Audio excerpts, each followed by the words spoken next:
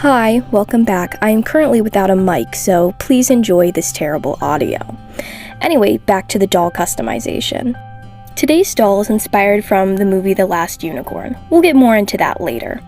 Starting off, we have this Mel doll from Descendants, and honestly, I wasn't that impressed with the doll. I probably wouldn't use another one like it again for a future custom.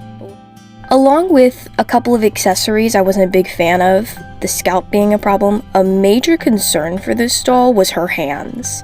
They tortured me. I start this custom off like any other and cleaning up the doll by taking off all her hair. One thing I did notice is this doll had a weird scalp with all these holes. Almost caused me a bit of tryptophobia. I assumed it's caused from them going back and forth with the hair too much, but honestly, if I was doing a reroute, I think I'd have to scrap this doll head completely. I go ahead and start on the face paint. I don't record all of this because I'm really bad at it. I've done a couple of custom dolls in the past, but this is my first one recording, and I guess you can tell. I go ahead and do a lot of light colors because the art style of the movie has a lot of light pastel colors.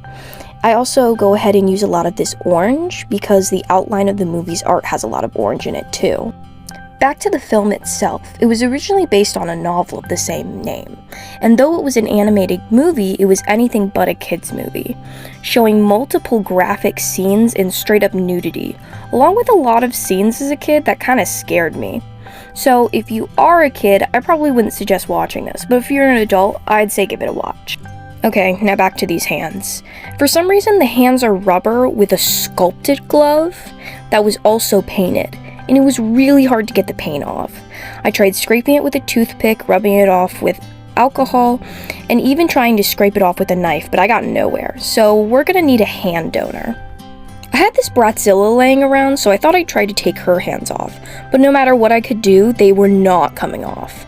So we had to go with plan B. This is an old custom I did, and she is willing to be a hand donor. Her hands are a little big, so we go ahead and trim those off.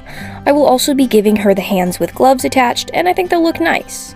Anyway, now that our doll has hands, we're gonna work on hair. I hated doing the hair. I always convince myself that weft hair is really fun and easy, and then I get to the process and I hate it. So let's talk more about the movie. The theme song for The Last Unicorn was actually written by the band America. It's pretty good, and I think you should give it a listen. There's also a really cool Last Unicorn art exhibit in LA.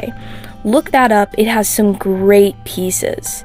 It was also a really nice inspiration to look at all the art pieces. I believe they're celebrating their 40th year anniversary, so it was a good time to do a doll for the movie. Now that most of the hard part of hair is done, I go ahead and glue the hair wefts on the doll. I'd explain more about this process, but honestly just look up a tutorial. It's not that fun. After gluing several hair wefts onto place and letting them dry, we can finally get like a hair shape going down. I was really worried for a long time because I felt like I could still see part of her scalp, but it's close enough for me. In the movie, her hair has a lot of curl, which is one of the primary reasons I used yarn. You can kind of convince it to curl or do funny things defying gravity without a whole lot of work. Now onto her outfit. First, we need to give her some shoes. I take Mel's shoes and go ahead and start clipping off some extra pieces. I kind of just followed the mold of the shoe, and I was able to get like a basic heel shape out of it. Now in the movie, I'm pretty sure she just wears purple flats, so we can get a little bit creative, adding light purple, dark purple, and a bit of brown at the heel. They're kind of really extravagant and don't really fit the movie that much, but we're balling on a budget, so it'll have to work.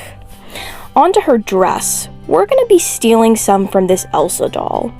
Now I go ahead and rip it off of her. Gotta say, this Elsa had really bad knees. I bought her for like $5 on Mercati. We go ahead and take the dress, and we just kind of paint some extra details on it. The dress in the movie is a purple pink color, and I wasn't able to perfectly replicate it, but I think it's close enough. Unfortunately, I keep dealing with this problem where I show people the doll and they're like, "Aw, that's a really nice Elsa doll."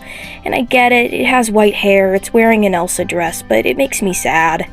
My sister actually said that it looked like a homeless Elsa. Back to the movie facts. Turns out that the film was animated by the Japanese animation company Topcraft, who were later hired in at Studio Ghibli. We finally have the completed doll. I hope you all enjoyed watching this custom as much as I enjoyed making it. And please look for some new fresh dolls in the future.